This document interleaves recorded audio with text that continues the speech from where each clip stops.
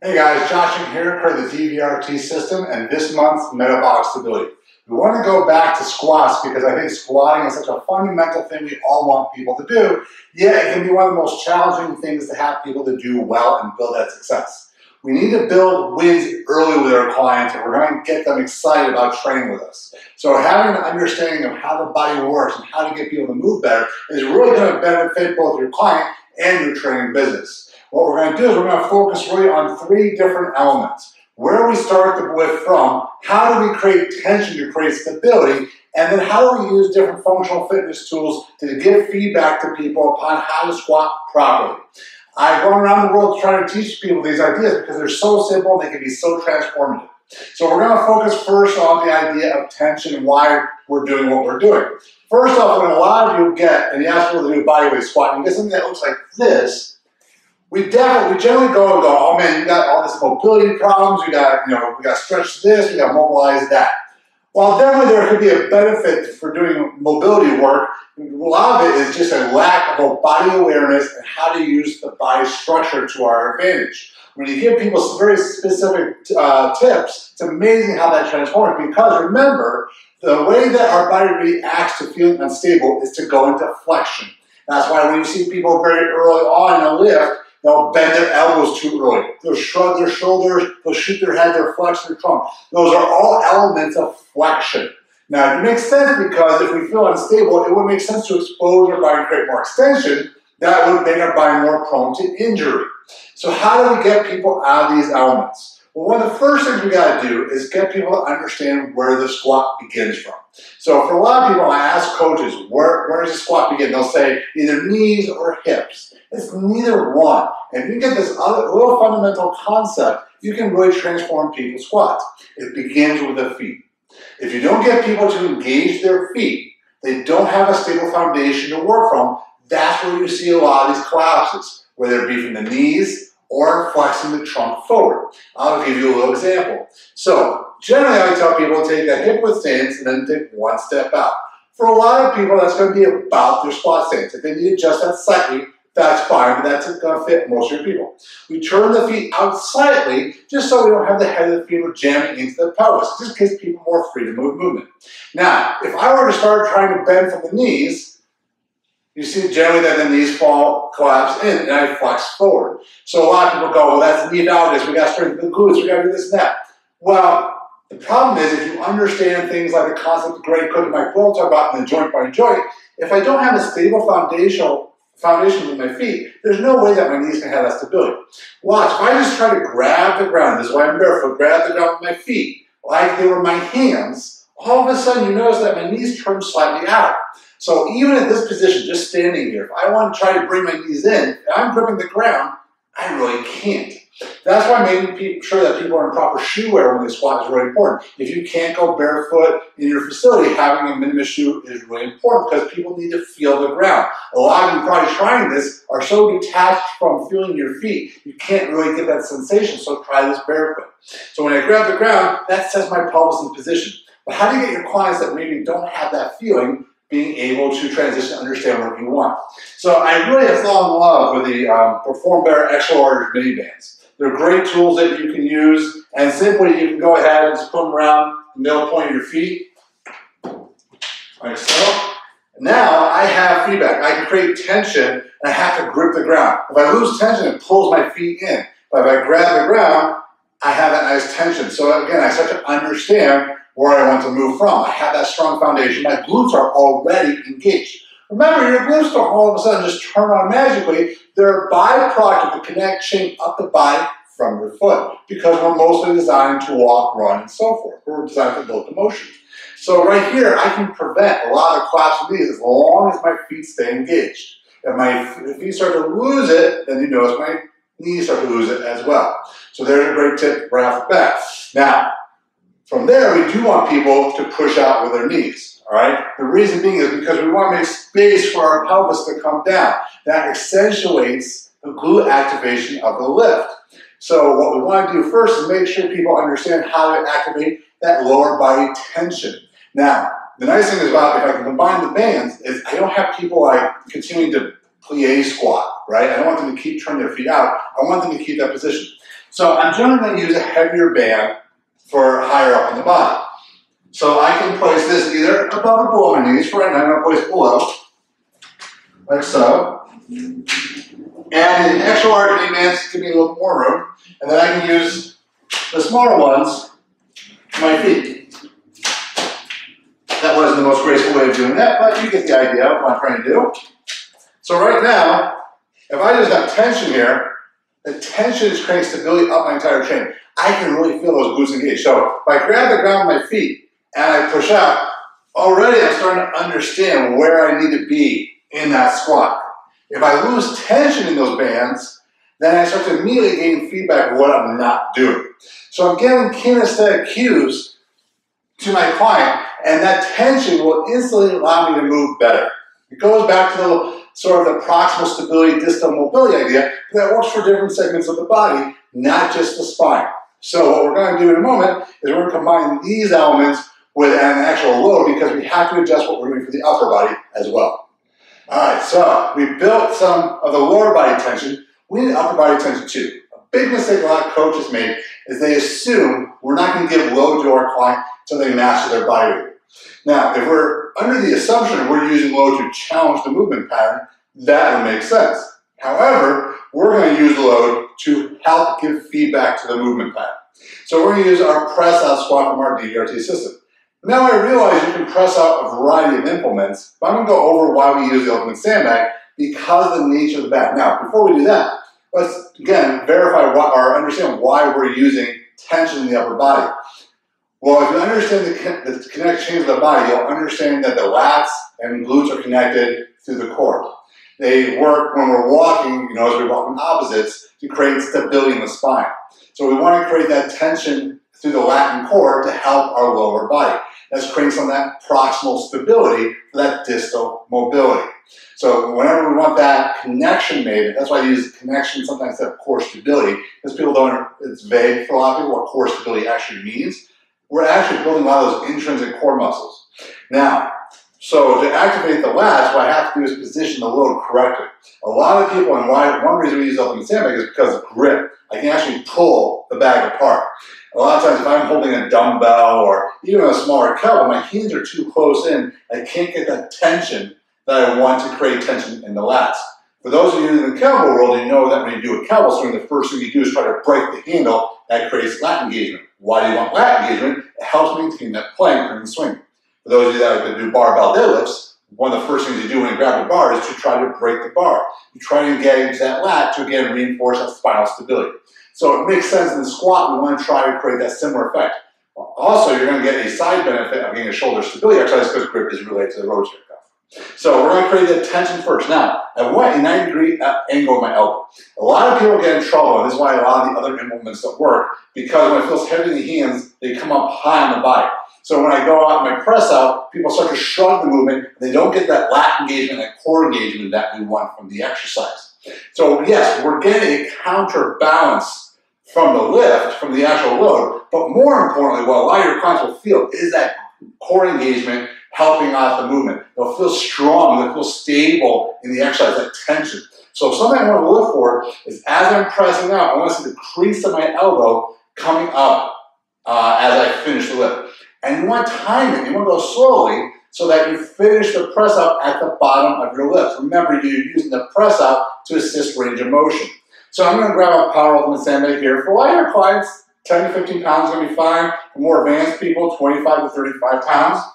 Now, if you are more advanced, this may not be your squat, it may be your core exercise. For some of your clients, it may be their squat. I'm going to grab the middle of the ultimate sandbag. And notice I'm going to try to rip it apart. When I do so, what happens to my shoulders? They come in nice and tight. I'm at that 90 degree now. I'm gripping with my feet. I'm going to push out against the band as I squat. And pull the way back in. For being 6'3", that's not so bad, right? So again, tension. I want to be about my belly button. Drive as I push and grab with my feet. And then I push with my feet and pull the weight back in at the same time. That becomes a great exercise where I get a nice vertical line with my torso. I don't have load in my lumbar spine. I have that core stability and building hip mobility at the same time. So not only am I building stronger legs, I'm actually building more resilient back and better overall mobility. And that's why these exercises can be so powerful for more than just building a bigger squat. And this will also help you if you are trying to make a transition from suspension straps to more free weight. You notice that generally there's a gap. So the gap is obviously they don't have the assistance. The tension that we create is the assistance they need to get to more complex squat exercises. Now, of course, over time, I don't want to have to rely on these feedback tools all the time, although don't be in a rush to take them away from people. They can be very valuable. Whether it is constantly having bands around people's feet because, again, a lack of awareness, or having the band around their knees at least for initial set, just to, again, bring awareness to the idea that God be pushing those knees out as they're gripping the ground. Now, the press up becomes a limiting factor too because you can't keep going heavier because of leverage. Well, obviously, the leverage, if I'm pressing 25 pounds out here, it's not really 25 pounds. So what I can do to start loading up the squat more is obviously move to a goblet squat. And a lot of people obviously are familiar with the goblet squat, but I'm going to give you guys some tips that maybe give you a different perspective upon it. For one, it's how we hold the weight is super important. I don't believe a dumbbell and kettlebell are equivalent. There's an advantage using the kettlebell. I'm going to go over that in a second. It has to do with the tension we create once again. Now, why did I do the press out before the goblet squat? Because if you goblet squat at very lightweight, you don't get enough feedback and counterbalance. So part of the effectiveness of the exercise we're giving you is the load that you're using. Load is giving you feedback, and most people work better when they're under some load. All right? So I'll give you an example. If I'm coming up to a heavy kettlebell, when I go ahead and start the goblet squat, I want to break the handle again and notice how my elbows come into the body. A lot of people let their elbows flare out. Flaring out the elbows at any level, whether you're using kettlebells, ultimate sandbags, or even the barbell, would not be advisable because you're actually making yourself weaker.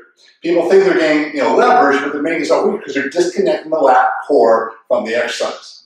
Also works, I'll show you again why the handles are so important, because even with kettlebells, people will grip kettlebells like this and want a goblet squat. I can't create that tension. So while I get a possibly better squat than normal, I'm not taking advantage of the attribute that the kettlebell allows for in building that better squat. So let me show you. When I approach the weight, I still want all those fundamentals. First thing I do is create that tension. I pull, and drive to my feet.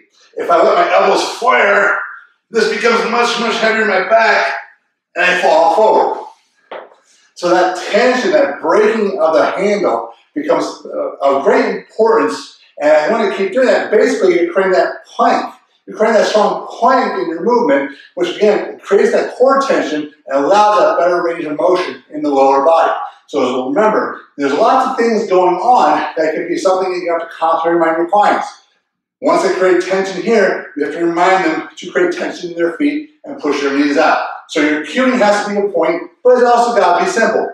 Pull the hand apart, pull the hand apart, elbows and ribs, grab the ground, grab the ground. You keep going over those same points because they're very valuable and give a lot of feedback to your clients. So we're not switching back and forth to different implements just for the sake of changing the exercise, but to help you understand what each implement allows you to do better than another. Because we want to use the best tool for the job. So what ends up happening for a lot of people with the goblet squat, they keep trying to go heavier and keep trying to go heavier. Goblet squats were introduced as a teaching tool by Dan and John, not the way to maximally load the squat.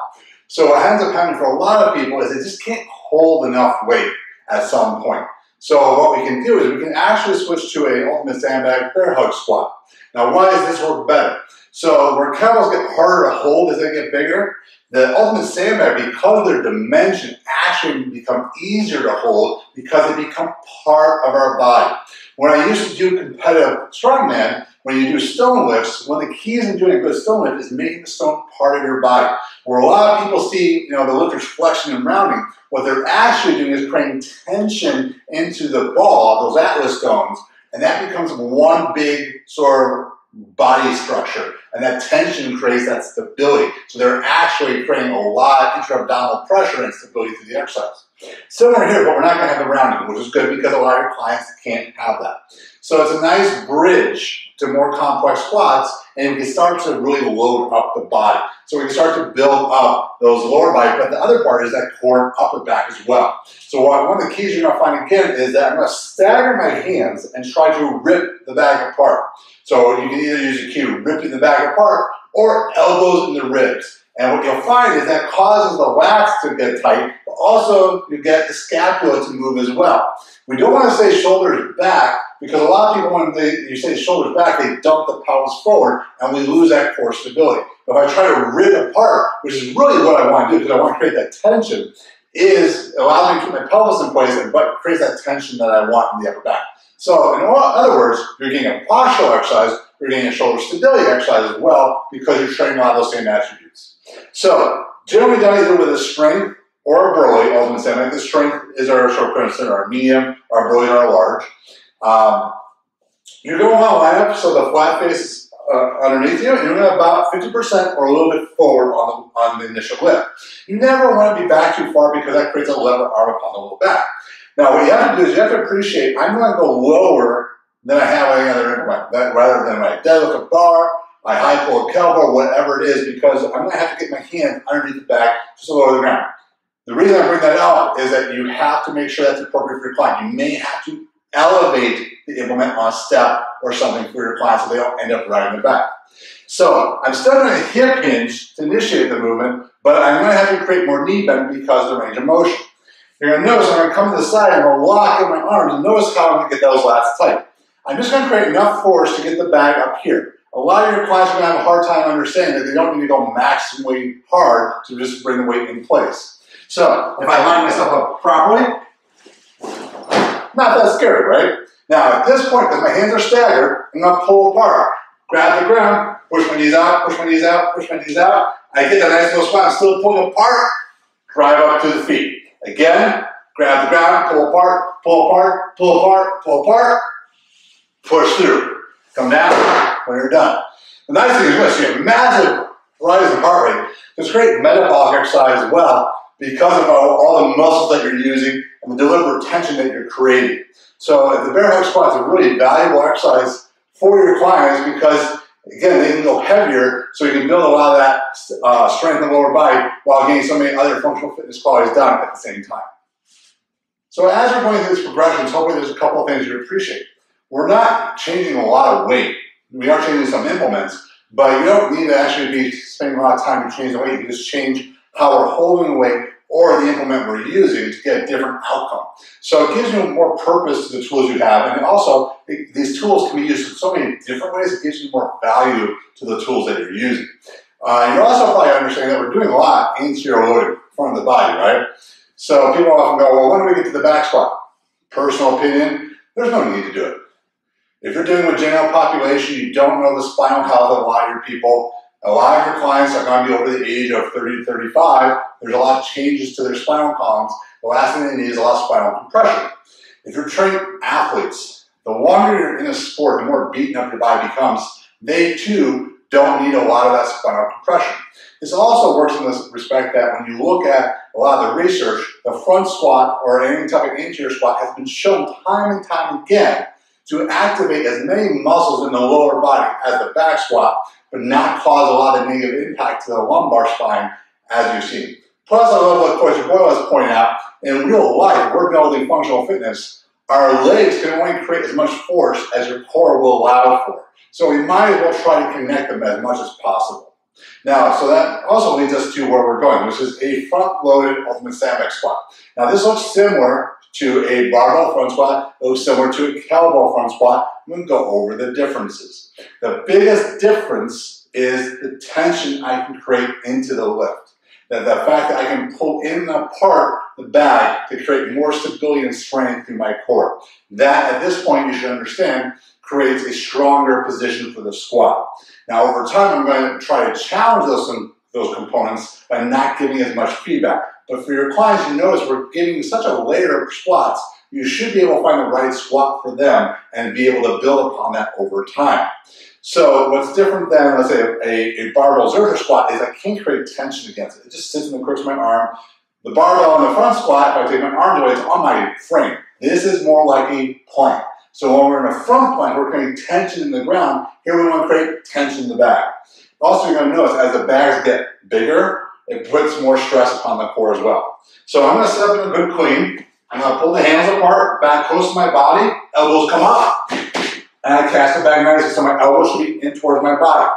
At this point, I can take my squat stance. I'm going to try to drive my elbows in the ribs as my forearms try to break the back. So what you're noticing is as I get to the bottom, I'm creating more and more tension. And when I come out of the bottom, I want to create tension again, both in the back of my feet. So tension, more. Big drive up. Come back to my clean. Allow the weight to come down. It's a great exercise, and the more you create here, the better it is. Again, this is a great example where people will allow their elbows to flare and makes you weaker and eliminates some of the benefits of the exercise. So as you get deeper in the squat, the more I want to pull my forearms into my body and drive those elbows into my ribs to create more stability so I can be more powerful coming out of the bottom. All right, guys, so I'm going to go over one more form of squatting. Now, this does not exhaust the types of squats we create with a lot of these tools. It's just hopefully giving you a different thought process than you may have given before as far as helping your clients and how to build a progression. We're definitely challenging them with load over time, but you're also noticing we're challenging them in understanding how to use their body more efficiently. The end goal with strength training is to make the body work more efficiently. Otherwise, that strength does not transfer outside the gym. So the last thing I'm going to do is start to challenge that stability a little bit. Now, getting a kettlebell rack squat is one of my favorite squats to do. So different than the ultimate sandbag, because again, I can't create that tension into the back, but what I can do is squeeze the handles. A lot of people, again, this is one of the probably key exercises where people put the kettlebells together and let their elbows flare apart. The thing I always tell clients is you never want chicken wings. So I never want to see the elbows flaring out. I actually want to get tighter in. And if you grab and create the tension in the hand, notice what happens to my forearm. I get tight into my ribs, which again gives me that plank. Now, what I'm going to do, the reason I've chosen to do this at the end is I'm using offset size kettlebells. So something that people really don't do with kettlebells enough of, which is a fantastic way to build progression, is using 2 different sized kettlebells. That gives me an opportunity to build some anti-rotational work, but also gives me a bridge to single kettlebell work. So sometimes people go single kettlebell work, it's too aggressive for people. People can't resist the instability. Giving some stability, but giving them a little offset weight introduces a little bit of a layer of challenge and more multi-planar work. So I'm not getting the same level of stability of the lighter load as I am with the heavier load. So make sure if you're doing this that you change this, where the weights are from side to side. The bigger the difference in weight, the bigger the challenge in anti-rotation. So I'm using a 24 kilo and a 16 kilo, so it's a good about 20-pound difference between the 2 bells. So what I'm going to do is clean the bells up first. Now I can take my squat stance. Now I'm going to squeeze, elbows come in, still grabbing the ground. As you can see, I'm going to have to fight a little bit of that rotation. Squeeze, squeeze, elbows in, elbows out, elbows in. And down. You'll never see really people bringing their elbows up, especially if you're giving them good weight. If they're able to get their elbows up, whether it's with the ultimate sandbag or the kettlebells, they're not understanding creating tension. So these strategies help people understand where to be in space with their body and provide a better squat. You're going to have to keep going back to the very simple fundamentals, feet, knees, and what you're doing with the arms. So it's not just putting weight upon the body, it's why and how you're doing it to create more success in these squat patterns. Overall, the best thing in the world is you're going to be able to have people squat that normally think they can't squat because of bad knees and bad backs. I've had 4 spinal surgeries. These don't hurt, especially if I give the right tension techniques. If I try to squat with kettlebells or ultimate sandbags, but I'm not doing them with specific purpose and intent, they will hurt. So again, it's not about using these tools, it's about what we're doing with them, why we're doing it, and how to optimize them to get you the best result possible.